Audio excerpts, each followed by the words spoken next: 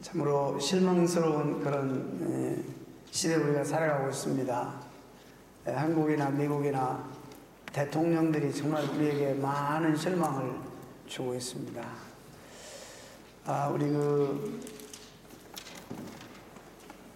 우리 트럼프도 수가 대통령 이나그레이션 되기 전에 지금 걸려있는 큰 수가 하나 있는데 얼마 전에 세를먼 했다고 합니다.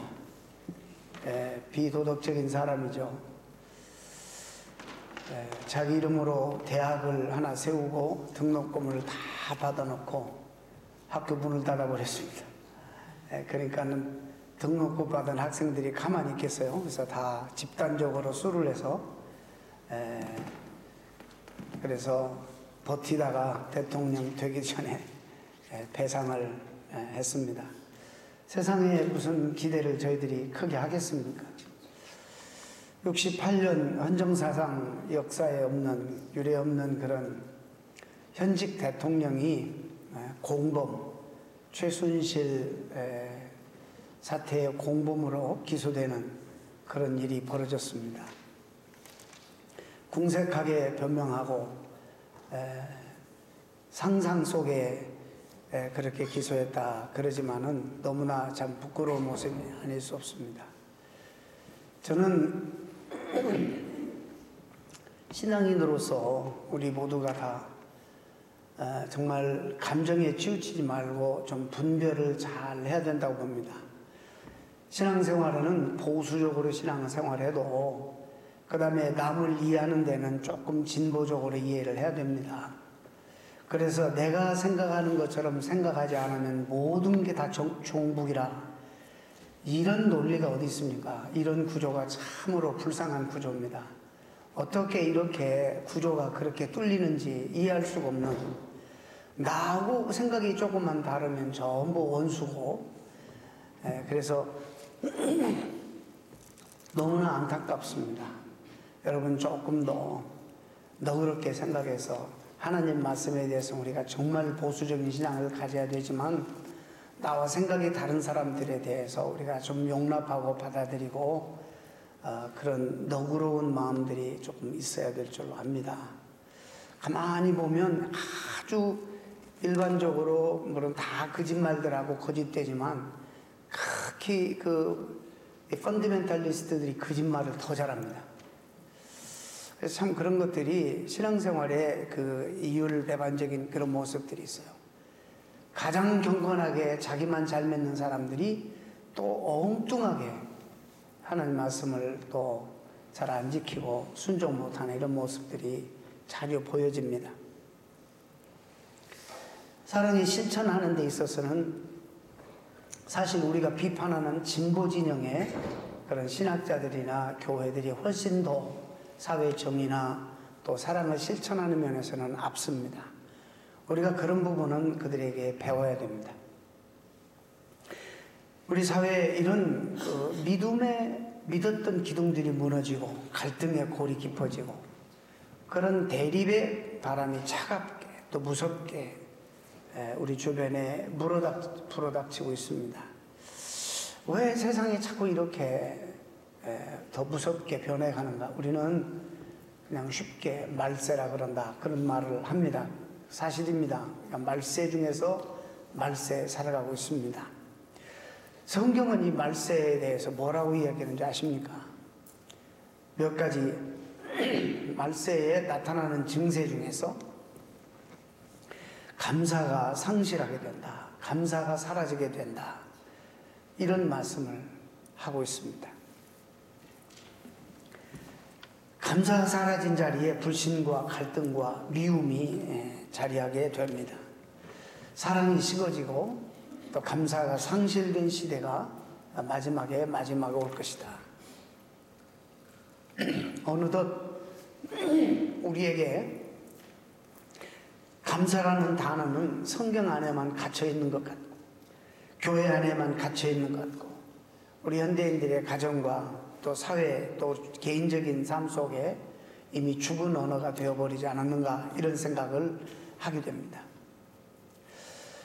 유대인들의 구전문학 탈무드에서 대단히 중요한, 이 탈무드는 성경 다음에 유대인들이 사랑하는 그런 그들의 교훈서인데, 누가 이 세상에서 가장 부유한 자냐는 그런 질문의 대답이 가진 것에 상관없이 만족하는 사람, 이 사람이 가장 부유한 사람입니다. 여러분 다들 부유한 사람 되시기를 축원합니다. 가진 것에 상관없이 지금 이 상황 속에서 만족하고 살아가는, 만족하지 못하면 항상 긴장 상태로 살아가고 나만 긴장하는 게 아니라 주변을 긴장시킵니다. 그럼 이 세상에서 누가 가장 행복한 사람이냐라는 질문에 감사, 범사에 감사하는 사람이 정말 최고로 행복한 사람이다, 이렇게 말하고 있습니다. 우리가 감사를 하지 않기 때문에 불행하게 살고 있다는 이런 말입니다. 현대 심리학자들은 이구동성으로 현대 병의 대부분의 근원은 감사할 줄 모르고 원망하고 불평하는 마음에 있다고 지적합니다. 여러분, 감사할 때에 모든 삶에 의미가 부여됩니다. 아버지와의 관계도 자녀가 부모를 참 고맙게 여기고 감사할 때 그 내 부모가 되고 의미가 있는 거예요. 자녀도 내 시간 빼앗고 그다음에 물질도 많이 허비하고 자녀들에게 들어가는 게 많잖아요. 그러나 또 자녀들에게 얻는 게 얼마나 많아요. 저는 지금까지 뭐 부족했지만, 투자한 것도 많이 없었지만, 그래서 더 그랬는지도 모르지만 이 아이들에게 얻는 게 훨씬 많습니다. 우리 그러잖아요. 자녀들을 키우면 이 아이들이 없었더라면 어떨 뻔했는가. 이 아이들 통해서 우리가 받게 되는 위로와 축복이 얼마나 큰지 모릅니다. 그래서 아이들을 자랑스럽게 여기고 아이들에게 감사하는 마음이 있을 때 그 내 자녀가 되는 거 의미가 있는 거예요. 부부관계도 마찬가지예요. 서로 감사하는 마음이 있을 때 정말로 서로의 의미가 부여되는 거고, 성도들끼리도 참 고맙다, 감사하다, 이런 서로 그런 마음이 생길 때 성도들 간에 우리의 모든 관계가 의미가 더 있어지는 것입니다. 그런데 우리 관계 속에서 감사가 사라지면은 그냥 남남이 되어버리는 것입니다. 하나님과의 관계도 마찬가지입니다. 하나님께서 베푸신 은혜와 축복을 기억하고 감사하면서 살 때에 우리 믿음이 참되게 되고 우리는 계속 성장하게 되는 거예요. 정체되지 아니하고. 그래서 하나님과의 관계도 점점 건강하게 건전한 관계로 성숙되어지는 것입니다. 그래서 파스칼도 인간만이 생각하는 사람이다. 모든 피조물 가운데 짐승이 하나님의 은혜를 생각하겠어요. 이 세상에 어떤 피조물이 자기를 지으신 하나님에 대해서 고마움과 감사함을 가지겠어요. 인간만이 나를 지으신 하나님, 이 땅에 보내신 하나님을 생각하며 기억하는 독특한 생명, 독특한 그런 동물이라 이렇게 말했어요. 모든 만물은 지어질 때에 원래의 뜻대로 돌아갈 때 가장 행복합니다. 여러분, 창세기 1장에 하나님이 개입하시기 전에 이 땅은 어떻게 표현되어 있냐면 그 중에 한 단어가 혼돈이에요. 혼돈. 아주 혼란스러운 혼돈. 근데 하나님의 창조가 개입되니까 혼돈의 반대 개념이 뭔지 아세요? 정돈이에요. 정돈. 이 정돈이라는 개념과 샬롬이라는 개념하고 아주 참 흡사한 개념입니다. 있어야, 정돈이라는 것은 뭐든지 있어야 될 그 장소에 그것이 있게 되는 것이 정돈이라고 말하는 겁니다. 하나님은 하나님의 위치에, 사람은 사람의 위치에, 만물은 만물의 위치에 가장 정돈된 상태, 이것이 보시기 심히 좋은 상태입니다. 그런데 죄가 들어옴으로써 이 관계를 다 부숴버리고 다시 혼란스럽게 만들어버렸습니다. 그렇기 때문에 가장 우리가 행복해지려면 이 세상이 있던 대로, 본래의 뜻대로 하나님이 디자인하신 그 모습대로 되돌아가고 회복될 때에 가장 아름답게 보이고 행복해지는 것입니다. 근데 이것이 하나님의 또 뜻이라고 그랬어요. 하나님의 뜻이 무엇이에요? 항상 기뻐하라. 그 다음에 뭐죠? 쉬지 말고 기도하라. 범사에 감사하라. 이것이 너희를 향한, 그리스도인들을 향한 하나님의 뜻이니라. 구체적인 하나님의 뜻으로 우리에게 명시해 주고 계십니다. 오늘 본문 앞절 우리가 읽지 않았지만 15절에도 보면 그리스도인의 행복의 비결을 제시하는데, 그리스도인의 이들에게 너희의 그리스도의 평강이 너희 마음을 주장하게 하라. 하나님의 평강이 우리의 마음을 주장하게 하라. 아무것도 염려하지 말라. 그리고 오직 모든 일에 기도와 간구는 하나님 앞에 아뢰라. 구하면 모든 지각에 뛰어나신 하나님의 평강이 그리스도 예수 안에서 너희 마음과 생각을 지키시리라. 마음먹기 달렸다는 말이죠. 그래서 이 마음을 생명의 근원이랍니다. 환경에 따라서 우리는 약간씩 변화는 있겠지만 결정적으로 우리가 이 환경을 어떻게 이해하고 어떻게 내 마음을 다스리냐에 따라서 얼마든지 상황이 변화되고 행복해지기도 하고 불행해지기도 하는 것입니다. 근데 이상하게 우리 마음은 우리 마음 먹은 대로 안 돼요. 마음 먹은 대로 잘 안 돼요. 그래서 하나님 앞에 우리가 고백하는 것은 이게 성경 말씀 우리에게 분명한데 이대로 안 돼. 그러니까 하나님이 기도하라고 하신 거예요. 아무것도 염려하지 말고 모든 일에 기도와 간구로 하나님 앞에 아뢰라. 또 항상 기뻐하게 살아라. 그리고 오늘 범사에 감사하라. 이것이 우리가 행복해지는 비결이고, 이것이 바로 하나님이 우리에게 이 세상을 보낼 때 만들어진 원래의 하나님의 뜻이라는 것이죠. 그런데 죄에 타락한 인간의 공통된 마음이 무엇인지 아십니까? 이건 여러분 잘 아실 거예요. 서운한 일은 10년, 20년, 특히 여자들. 서운한 것은 10년, 20년, 30년 가도 절대 잊어버리잖아요. 고마운 일은 며칠이 못 되어서 기억에서 싹 멀어지고 나중에 10년 전, 20년 전 고리차게 한 말 한마디 그걸 기억하고 이것이 얼마나 오래가는지 몰라요. 특히 여자들이 더 그럴 것 같아요. 끊임없이 괴롭히고 끊임없이 묵상하고 그런 말들을 그럴 것 같아요. 그래서 우리는 무슨 삶보다도 이렇게 기뻐해야 된다.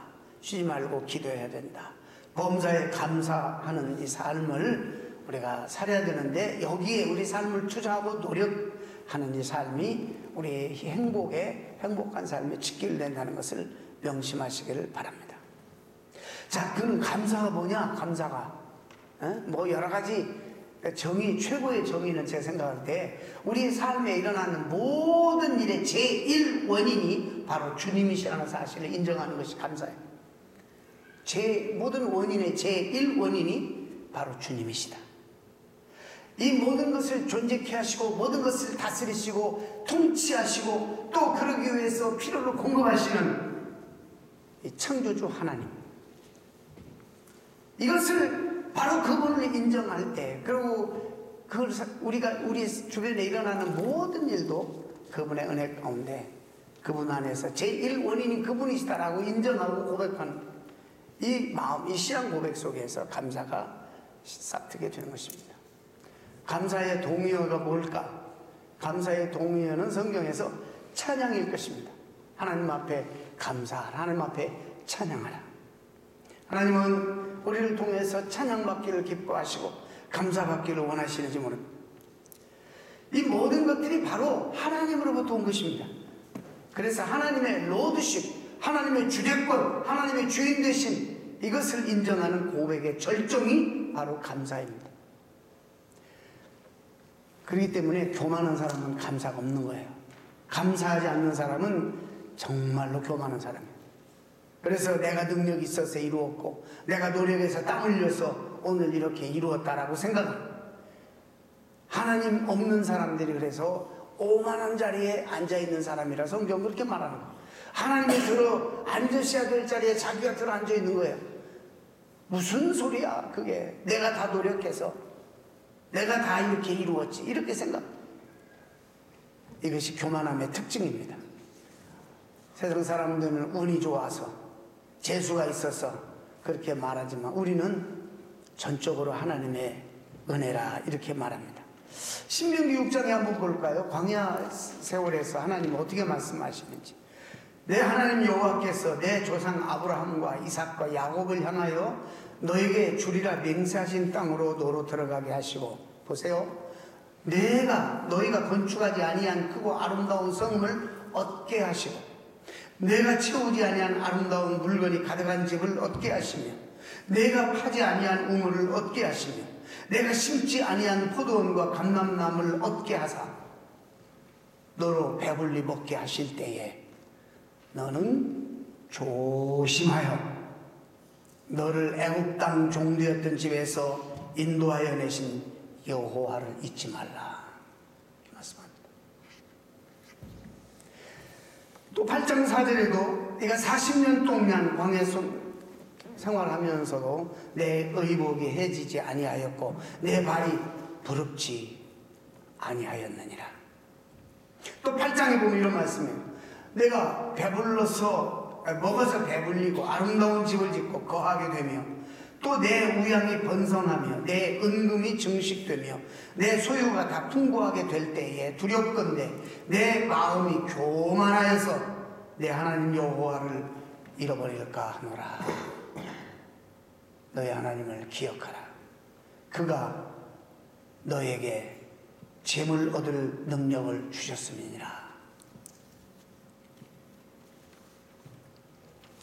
이 세상 사람들은 교만해서 다 내가 노력했고 내가 성취한 것은 내가 땀 흘려서 수고해서 다른 사람보다 정말 전략이 내가 좋고 다른 사람보다 성실해서 어떻게 보면 그럴 수도 있어요.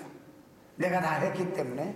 그래서 사람들이 그런 성취나 이런 것들을 칭찬해요. 아이고 대단하십니다.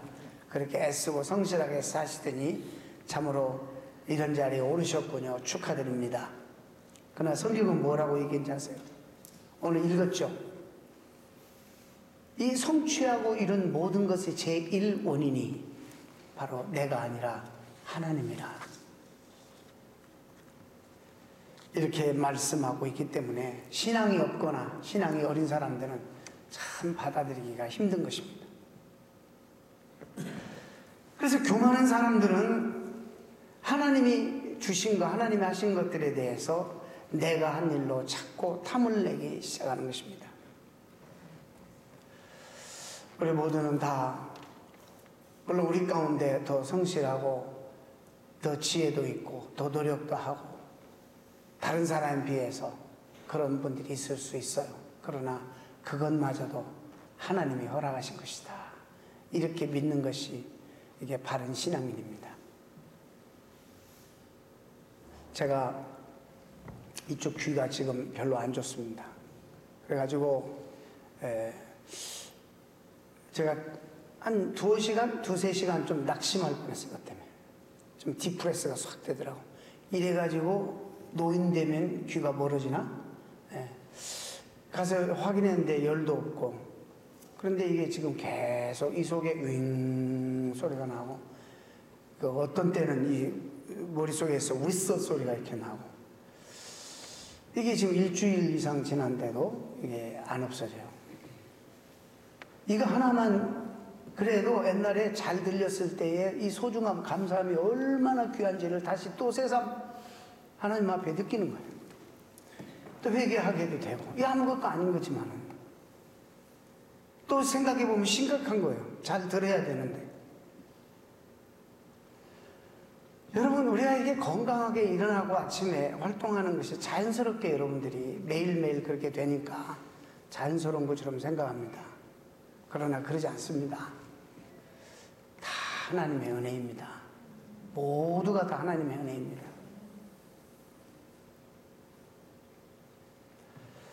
그래서 우리가 그런 것을 제1 원인이 내가 오늘 그나마 이렇게까지 성취하고 이렇게까지 행복하게 사는 것은 전적으로 제1 원인이 하나님이시다. 하나님의 은혜다. 이것이 복된 마음이고 이것이 하나님이 기뻐하시는 마음이고 바로 이런 자세가 그리스도인이 가져야 되는 가장 기본적인 자세. 또 이 감사가 대단히 어떤 사람에게 말했어요. 믿음으로 구원받는다. 순종으로 우리가 축복을 받는다. 그런데 이 감사하는 마음 우리 삶에 기적을 일으킨다 그랬어요. 이 감사가 우리에게 기적을 일으키는데 이 감사는 이미 받은 하나님의 축복을 내가 간직할 뿐만 아니라 이것이 떠나가지 아니하고 더 나은 단계로 발전되는 더 큰 축복을 불러일으키는 기적이다. 이런 말이에요. 감사할 때 정말 하나님이 영광 받으시고 이 복에서 머물지 아니하고 더 큰 축복을 받게 된다는 이런 어떻게 보면 여러분이 다 알고 있는 기본적인 원리입니다. 누가복음 17장에 예수님께 치료받은 10명의 문둥병자가 등장합니다. 10명의 문둥병자가 주님에게 치료받았어요. 근데 이 본문에서는 무슨 예수님, 기적을 베푸시는 예수님이 주제가 아니고 치유하시는 하나님의 능력이 그게 주제가 아니고 그 본문의 주제는 자, 10명이 치료받았는데 다 깨끗함을 얻었는데 한 명만 돌아와서 주님에게 감사를 표현합니다. 여기에 주님이 이런 말씀하세요. 나머지 9은 어디 있느냐? 저는 그 본문의 주제가 중심이 거기 있다고 봅니다. 나머지 9은 어디 있느냐? 다 동일하게 치유받고 깨끗함을 입고 건강해졌는데 나머지 9은 어디 있느냐? 이렇게 물어요. 사람은요, 자, 여러분 보세요. 내가 문둥병에 걸려. 그 당시 문둥병은 죽는 병입니다. 이게 죽는 병이에요. 문둥병 고칠 수 없습니다. 그래서 메시아가 이 땅에 오실 때에 메시아인지 아닌지를 알 수 있는 예언자들의 구약의 예언의 말이 문둥병이 고침받게 될 때 메시아가 오셨다는 사인이에요. 죽는 병입니다. 죽는 병인데 주님에게 고침을 받았어요.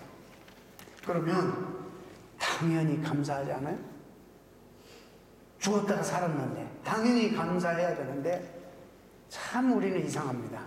조금 감사하는 마음에 들다가 다시 건강해지면 우리 죄성이 딱 다시 자리 잡게 되고 그 다음에 또 건강한 몸으로 우리 육신의 일을 도모하고 주님 멀리하게 되는 거예요. 이게 무서운 우리의 죄성입니다. 나머지 9은 어디 있느냐? 어떤 학자는 이렇게 해석해요. 죽게 된 상황 속에서 유대인이고 사마리아인이고 무슨 구별이 있어요. 원래 유대인은 사마리아인 상종 안 해요. 근데 다 죽게 됐는데 병 속에서 무슨 그런 걸 따지겠어요. 함께 어울려 있었어요. 함께 유대인과 사마리아인이 함께 있다가 예수님에게 함께 나가서 고침받았어요. 근데 이상하게 한 사람만 찾아와서 감사를 표현하는데 유대인들은 안 하고 사마리아인만 와서 감사를 표현했습니다. 이 학자는 이렇게 말해요. 건강을 얻고 보니까 이제 눈이 밝아져서 우리가 사마리아인하고 있었네? 물에 빠진 녀석 건져줬더니 보따리 내놓으라는 식으로. 네. 사람이 그런 거예요. 우리가 예수님 언제 찾죠? 아쉬울 때 찾아. 다급할 때 찾아. 정말 아쉽고 다급하면 주님 앞에 와서 기도해요. 그러다가 그게 채워지면 어떻게 해야죠? 보따리 내놓으라고 그래요. 감사하지 않고 자기 어떤 형편에 있었는지 그걸 모르고 또다시 죄성 때문에 옛삶으로 되돌아가는 이스라엘 백성들이 끊임없이 방황하는 광야 생활의 삶이에요. 그러니까 그럴 때에 너희들이 잘 먹고 잘 살 때 평안할 때 뭘 기억하라 그랬어요? 애굽의 종되었던 그때 그 시절을 기억하라. 그때 너희들을 종되었던 너희들을 구원해서 40년 동안 의복이 상하지 않고 발이 붙지 아니하게 너희들을 보호하고 기르고 먹이신 그리고 가나안 땅에 들어가게 하신 그 하나님, 여호와 하나님을 기억하라.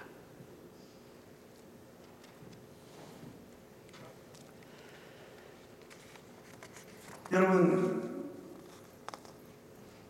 우리가 이렇게 고침받고 회복이 되었으면 원리적으로 우리가 더 겸손해져야 되고 더 감사한 마음으로 살아야 하는데 우리도 보세요. 얼마나 많은 그동안에 하나님의 은총과 은혜 속에 살았는지. 그리고 우리는 다들 이미 성자가 되어 있어야 돼요. 성자. 다 예수님 거기 다 되어 있어야 돼요. 우리가 받은 은혜대로 우리가 감사를 표현하고 성장했다면.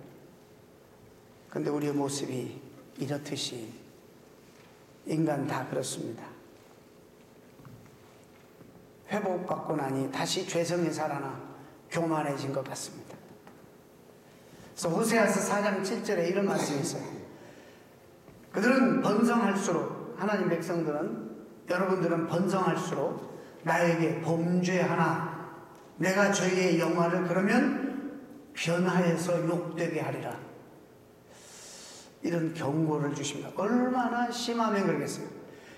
얼마나 심하면 그들의 아픔과 슬픔을 변해서 기쁨이 되게 하시고 구원을 베풀어 주신 하나님 백성들인데, 그래서 지금 잘 살고 영광스럽게 평안하게 살게 만들어 줬는데, 그들이 자기들이 잘나서 자기들이 노력해서 그렇게 했다고 그 누리기만 하고 감사치 않을 때 하나님께서는 그 영화를 욕되게 만들어 주시겠다는 경고의 말씀을 주십니다. 잘 될수록 겸손해야 되고 감사한 마음으로 주님께 돌아와야 하는데, 잘 될수록 죄악된 인간은 그 죄의 본성이 드러나 내가 하나님 없어도 살 수 있다, 잘 살 수 있다, 이렇게 자꾸 생각하게 된다는 것입니다. 이런 교만한 마음이 싹트게 되면 내가 누리고 있는 이 영화가 결국에 욕되게 될 것이라는 것입니다. 이방인이 감사하러 왔어요. 사마리아인이. 이제 이 사마리아는 뭐가 필요해서 온 게 아니야. 지금은요 발전했어요. 그렇죠? 뭐가 필요해가지고 주님에 온 게 아니라 주님에게 다시 찾아온 동기와 목적은 감사만을 위해, 감사를 표현하기 위해서 왔어요. 그랬더니 주님께서 이르시되 일어나 가라, 내 믿음이 너를 구원하였느니라. 진짜 최고의 축복, 구원의 축복을 받는 거예요. 축복의 최고의 축복, 구원의 축복, 영원히 구원받는 축복이 아닙니까? 뭐 할 때? 응? 감사할 때, 하나님을 찬양하고 감사를 표현할 때 더 나은 축복으로 이어지게 되는 본문을 우리가 보게 됩니다. 니체는 오늘날 한국의 인문학자들이 많이 연구하고 있더라고요. 근데 그가 훌륭한 그런 학자였는지 모르지만은, 철인인지 모르지만은 주님을 안 믿고 죽은 사람으로 알고 있죠. 근데 이 니체가 굉장히 신앙생활하면서 목사 아들로 태어난 성도들을 볼 때, 그리스도인들에게 있어서 하나님과 주님은 지팡이와 같다. 쓰러지려고 할 때, 힘들 때 짚는 지팡이, 그리고는 평지가 갈 때 지팡이 내어버리는, 하나님이 지팡이 취급을 당하는 거예요. 삶이 힘들고 어려울 때, 좀 올라갈 때, 내려갈 때 힘들면 지탱하기 위해서 필요한 지팡이처럼 취급한다는 거예요. 그런 것 때문에 너무 그는 바다를 받았어요. 여러분, 하나님 어떤 분이십니까? 우리의 모든 삶의 축복의 제1원인이 하나님이시라는 사실을 여러분 믿고 고백하시고 감사하십니까? 이것이 우리가 회복해야 될 대단히 중요한 영성입니다.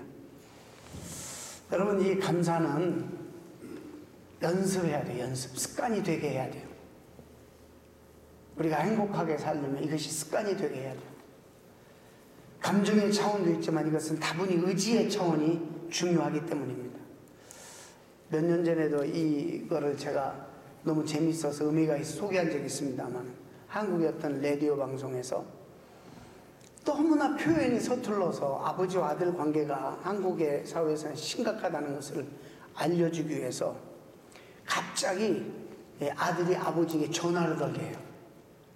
걸게 해서 아버지에게 아버지 사랑해요 표현하게 하고 감사합니다. 그렇게 표현할 때 아버지의 반응이 어떻게 나타나는가, 이걸 지금 보는 거예요. 근데 가장 많이 나타나는 반응이 느닷없이 아들이 아버지에게 전화해서 아버지 감사해요, 사랑해요 이러니까, 아니 그러기도 전에 제일 먼저 나타나는 반응은 전화를 딱 하니까 아버지가 알았다, 엄마를 확 바꿔주는 거예요. 한마디도 안 하고 그냥 엄마 알아서 엄마 얘기 따라 엄마를 바꿔주는 거예요. 그러니까 아들이 아니요 아버지하고 얘기하려고요. 그러니까 그래? 뭐? 아버지 감사해요, 사랑해요. 그러니까 아버지가 그 다음에 많이 나온 반응이 너 술 마셨냐? 이게 너무 어색한 거예요. 정상적으로서는 이게 어색해서 할 수 없는 말을 지금 하고 있기 때문에. 아닙니다. 무슨 술이에요. 제가 정말 오래전부터 마음에 담아도 아버지에게 꼭 표현하고 싶었던 말이에요. 감사하고 아버지 사랑해요. 그러니까 또 나오는 표현이 너 어디 돈 필요해? 이랬다는 거예요. 이만큼 습관이 안 된 거예요. 그러나 우리에게 습관이 돼가지고 인격이 되어버린 게 뭐냐면 불평, 불만. 이것이 습관이 되어버렸어 우리에게. 감사가 빠져나간 그 자리에 뭐가 자리하냐면 불평, 불만, 원망이 자리한다는 것이죠. 그래서 이 감사의 반대 개념이 불평불만입니다. 이 미국의 유명한 심리학자인 아들러라는 사람이 불평은 항상 하던 사람이 하더라 이런 글을 썼어요. 우리가 누가 얘기하다가 무슨 부정적인 얘기를 들었어. 누구한테 들었지? 늘 그런 불평을 하던 사람이 있어요. 그러니까 누구한테 들었지? 당장 나오는 반응이에요. 이 사람도 임상을 했어요. 90%가 맞는 게 뭐냐면 여기에 몇백 명이 있어도 어떤 얘기를 들었을 때 잡아낼 수 있다는 거예요. 옛날에 그런 얘기들을 했던 사람이 틀림없이 또 이 말을 했을 것이라는 추측이에요. 무서운 겁니다, 여러분. 옛날에 누가 이런 말들을 했는지 알아보면 바로 그 사람이 지금도 불평을 하고 살고 있다는 것입니다. 임상 결과 90%가 맞았다고 합니다. 이런 사람들은요, 환경이 변해도, 주변 사람들이 변해도 똑같이 불평하고 불만을 가지고 산다는 거예요. 이게 습관이 되었어요. 그래서 이것이 인격이 되어버린 거예요. 여러분, 저뿐만 아니라 여러분 스스로도 어떤 사람들을 평가할 나름대로 이미지가 다 있어요. 그 사람. 모두가 다 평가가 있어요. 여러분 나름대로에. 그게 그 사람의 습관이 되어버리고 그게 그 사람의 인격이 형성되고 그렇게. 그게 여러분 그렇게 평가하는 거예요. 그래서 무슨 얘기를 딱 들었을 때 누구 딱 찍는 거예요.